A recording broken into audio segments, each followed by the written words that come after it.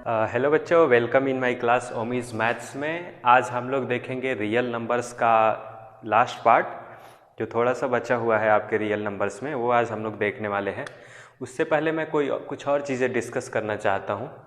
जैसे कि हम लोग देख चुके हैं, अभी तक क्लास 9th में आप लोगों ने पढ़ा होगा, जब किसी भी फ्रैक्शन को हम लोग डेसिमल फॉर्म में कन्वर्ट करते हैं तो 3 कंडीशन जनरेट होती है। पहली कंडीशन क्या जनरेट होती है? पहली कंडीशन ये जनरेट होती है कि जो हमारा आंसर आता है, मतलब डिवीज़न के बाद जो हमारा नंबर आता है, वो 3 कंडीशन उसकी रहती है। एक तो वो या तो टर्मिनेटिंग हो,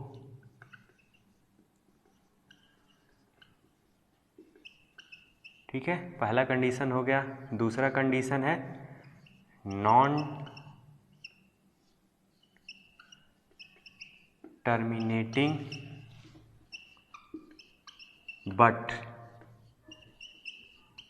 रिकरिंग।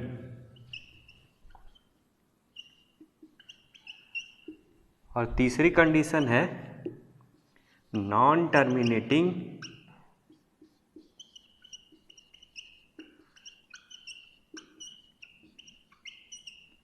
And non recurring. ठीक है, ये 3 कंडीशन आती है। ऊपर की जो 2 कंडीशन है वो रेशनल नंबर्स के लिए होती है, नीचे की जो तीसरी कंडीशन है ये इर्रेशनल नंबर के लिए होती है। ठीक है, तो आज हम लोग देख रहे हैं revisiting of rational numbers and their decimal expansion. इसलिए आज जो बातें होंगी वो ऊपर के 2 कंडीशन के लिए होगी, नीचे की कंडीशन के लिए यहाँ पे हम लोग बात नहीं करेंगे। और बेसिकली ये जो 2 कंडीशन जो होती है ये रेशनल नंबर्स के लिए होती है, और नीचे वाली ये जो कंडीशन है ये इर्रेशनल नंबर्स के लिए होती है। ठीक है, जैसे मैं आपको अगर एग्जांपल के लिए बता दूं तो टर्मिनेटिंग मतलब होता है जैसे 0.2, 0.3, 0.75 एट्सेट्रा। टर्मिनेटिंग मतलब कि अब इसके अलावा और कोई नंबर नहीं है। ठीक है, नॉन टर्मिनेटिंग बट रिकरिंग, इसका मतलब ये होता है जैसे 0.2, इसके ऊपर बार लगा देते हैं। रिकरिंग मतलब सेम नंबर बार बार रिपीट हो रहा है, तो 0.2 के ऊपर बार का मतलब है 0.2222222 इनफाइनाइट तक जाएगा। ठीक है, वैसे ही 0.3 के ऊपर अगर बार लगा दिया तो वो भी इनफाइनाइट तक जाएगा। ठीक है, तो ये हो गया हमारा नॉन टर्मिनेटिंग बट रिकरिंग। लेकिन non terminating and non recurring का मतलब ये हो जाएगा जैसे कि 0.2300300230000 एक्सेट्रा। अगर ऐसे चल रहा है मतलब कुछ भी फिक्स नहीं है, यहाँ पे आपको पता नहीं है कि अगला नंबर क्या आएगा, कुछ भी फिक्स ना हो, तो उस कंडीशन को हम लोग non terminating and non recurring बोलते हैं। तो ये 3 चीज़ें आपने समझ लिया। हम लोग बात करेंगे ऊपर के 2 केसेस की। ठीक है, कुछ एग्जांपल्स लेते हैं।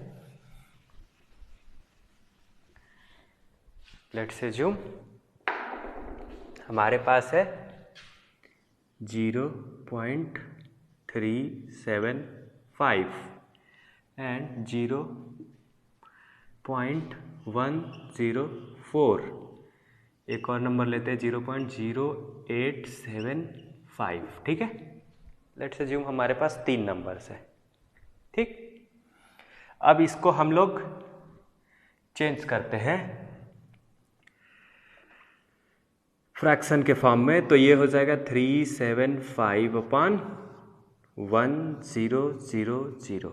ठीक है, आप देख रहे हैं ये 5 से डिवाइड हो रहा है, तो इसको हम इसके को प्राइम फैक्टर में चेंज कर लेते हैं, तो ये हो जाएगा 75200। अभी और जाएगा ये, तो 15 भी और होगा, ये हो जाएगा 3, ये हो जाएगा 8। ठीक है, चेक कर सकते हैं आप। अब ये देखेंगे आप 3/8 को आप क्या लिख सकते हैं, 3/2 × 2 × 2। ठीक है, वैसे ही अगर मैं 104 को करता हूँ 104 अपान 1000 हो जाएगा। इसको अगर आप डिवाइड करेंगे तो ये कितना आएगा, 5 2 अपान 500। ठीक है, फिर से आप 2 से डिवाइड कर सकते हैं इसको, तो ये हो जाएगा 250। अब ये फर्दर किसी नंबर से डिवाइड होगा 2 से। ठीक है, तो ये हो जाएगा 13, ये हो जाएगा 125। इसको हम लोग क्या लिख सकते हैं, 13 अपान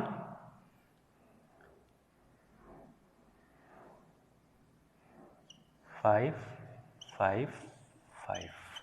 ठीक है, इसको हम लोग ऐसे लिख सकते हैं। तीसरा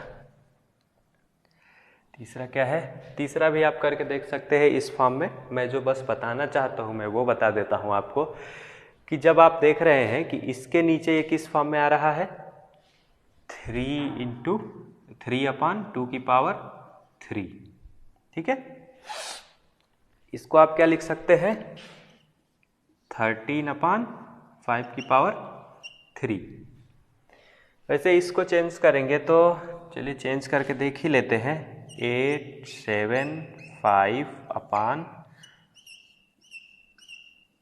ठीक है, इसको हम फ्रैक्शन फॉर्म में कन्वर्ट किए।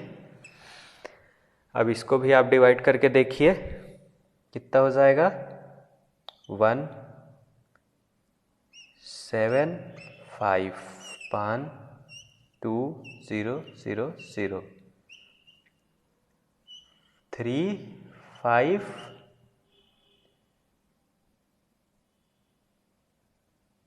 35400, फिर से 7, ये क्या हो जाएगा 80।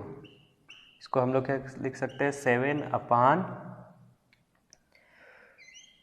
2 इंटू 5, यानी 7 अपान 2 की पावर 4 एंड 5 की पावर 1। ठीक है, तो आप यहाँ पे क्या देख रहे हैं, यहाँ पे आप ये देख रहे हैं कि जितने भी ये हमने नंबर्स लिए थे ये सारे कैसे थे, टर्मिनेटिंग थे। ठीक है, तो टर्मिनेटिंग थे, और जब हमने इनको डेसिमल फॉर्म में कन्वर्ट किया, फ्रैक्शन फॉर्म में कन्वर्ट किया, तो ये किस फॉर्म में आ रहे हैं, इनका क्यू पे फोकस करिए आप। इसको अगर हम लोग p/q के फॉर्म में लिखते हैं तो इसके क्यू पे आप फोकस करिए। ठीक है, तो यहाँ पे क्यू देख रहे हैं क्या है, 2 की पावर 3। यहाँ पे क्या देख रहे हैं, 5 की पावर 3। यहाँ पे क्यू क्या देख रहे हैं, 2 की पावर 4 एंड 5 की पावर 1। इट मीन्स कि कोई भी टर्मिनेटिंग नंबर जो होगा, मतलब कि जिसका मतलब रिकरिंग ना हो कुछ भी, उसको हम लोग क्यू को 2 और 5 के पावर में लिख सकते हैं। तो बेसिकली हम सीधे शब्दों में ये बोलेंगे कि if p/q is a rational number या terminating rational number, then q will be in the form of 2 की पावर m एंड 5 की पावर n। ठीक है, क्या लिख सकते हैं, अगर नहीं दिख रहा होगा तो q इक्वल टू 2 की पावर m एंड 5 की पावर n, जहां m and n are positive numbers या पॉजिटिव इंटीजर्स बोल सकते हैं आप। ठीक है, तो ये हो गया टर्मिनेटिंग यानी कि आप यहीं से पता कर लेंगे, अगर किसी के नीचे वाले डिनोमिनेटर को हम 2 की पावर m या 5 की पावर n के फॉर्म में लिख सकते हैं, तो इट मीन्स कि दैट नंबर इज टर्मिनेटिंग। और अगर इस फॉर्म में नहीं लिख पाते हैं तो वो नंबर नॉन टर्मिनेटिंग हो जाएगा। एग्जाम्पल के लिए हम आपको दिखा देते हैं। इतना क्लियर हो गया ना? अब आइए हम दिखा देते हैं आपको ऐसे नंबर्स जो टर्मिनेटिंग नॉन टर्मिनेटिंग है। ठीक है, फॉर एग्जाम्पल 1/3 का निकालेंगे, आपको कितना आएगा 0.3333, ठीक है। 1/2m, 5n के फॉर्म में नहीं है। ऐसे ही आप 1/7 चेक करिएगा, 1/17, कोई भी नंबर जिसके बॉटम में 2 और 5 के अलावा अगर कोई भी नंबर आता है तो वो नंबर क्या हो जाएगा, नॉन टर्मिनेटिंग, ठीक है। रिकरिंग तो रहेगा ही, रिकरिंग इसलिए रहेगा क्योंकि कोई भी नंबर जिसको हम लोग p/q के फॉर्म में लिख सकते हैं वो क्या होता है, rational number. And rational number is या तो टर्मिनेटिंग होगा या नॉन टर्मिनेटिंग रिकरिंग होगा, ठीक है। तो ये हो गया, ये फार्मूला यही है। अब इसका एक थ्योरम ये है कि if p/q is a rational number and if q equal to 2 की पावर m and 5 की power n, then that number या decimal form of that number is terminating, ठीक है। या p/q सेकेंड रूप में इसको देखिए, if p/q is a rational number and q is terminating, p/q is a rational number and its decimal form is terminating, then we can write q as 2 की power m and 5 की power n। यही simple सा theorem है जो कि आपका real numbers का last part था, ठीक है। अब आप रियल नंबर्स के क्वेश्चन सॉल्व कर सकते हैं। आपका पूरा सिलेबस जो क्लास चैप्टर फर्स्ट था वो कंप्लीट हो चुका है, ठीक है। अब आपको जो भी डाउट्स होगा आप पूछ सकते हैं सीधे, ठीक है। या तो आप YouTube पे कमेंट करके पूछ सकते हैं या जो हमारा टेलीग्राम पे चैनल है ओमीज मैथ्स करके, उस पर आप सीधे क्वेश्चन पूछ सकते हैं, ठीक है। उससे पहले एक छोटा सा क्वेश्चन सॉल्व कर लेते हैं। क्वेश्चन ये है, सो दैट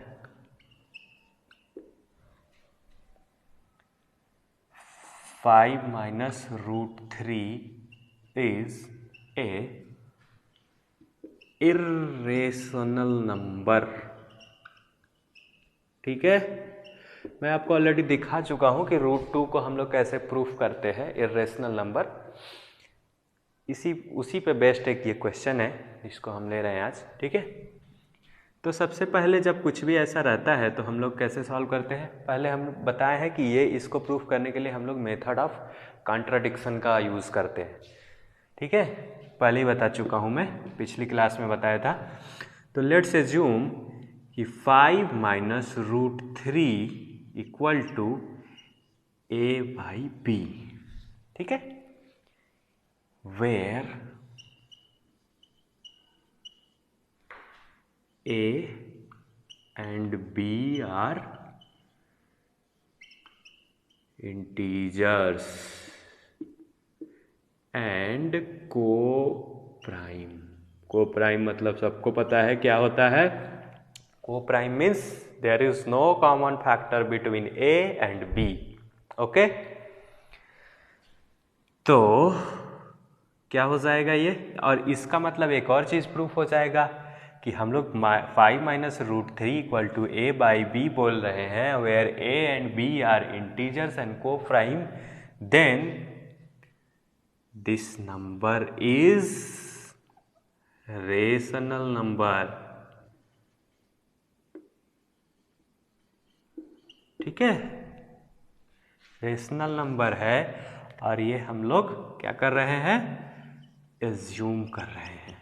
हम लोग मान रहे हैं कि 5 minus √3 इक्वल टू a/b, जो कि हमने माना है, is a rational number. It means कि हम लोग एज्यूम कर रहे हैं कि 5 minus √3 is a rational number, ठीक है। हमने रेशनल नंबर मान लिया। अब आइए चेक करते हैं रेशनल नंबर की प्रॉपर्टीज, उसके हिसाब से इसको कंपेयर करते हैं, फिर देखते हैं क्या होता है। तो इसको हम लोग और क्या लिख सकते हैं, √3 इक्वल टू 5 minus a/b, ठीक है। क्लियर है, ये लिख सकते हैं हम लोग। अब ये क्या हो जाएगा, a by b is a rational number and 5 is also a rational number। और मैंने ऑपरेशंस में बताया है आपको कि 5 अगर हम लोग एक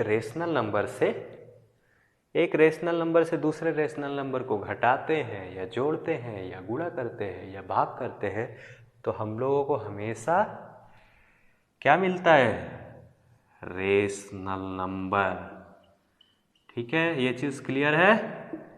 ठीक है, बट हम लोग पहले मेथड ऑफ कॉन्ट्राडिक्शन से क्या देख चुके हैं कि √3 इज ए इर्रेशनल नंबर। ठीक है, √3 क्या है? इर्रेशनल नंबर है। और 5 - a by b जो होगा वो रेशनल नंबर होगा। क्यों? क्योंकि a by b is a rational number and 5 is also a rational number and 5 - a by b it means कि rational numbers minus rational numbers is a rational number. अब ये देखिए कि एक तरफ हम लोग देख रहे हैं कि this is a irrational number and this is a rational number. It means कि 5 - √3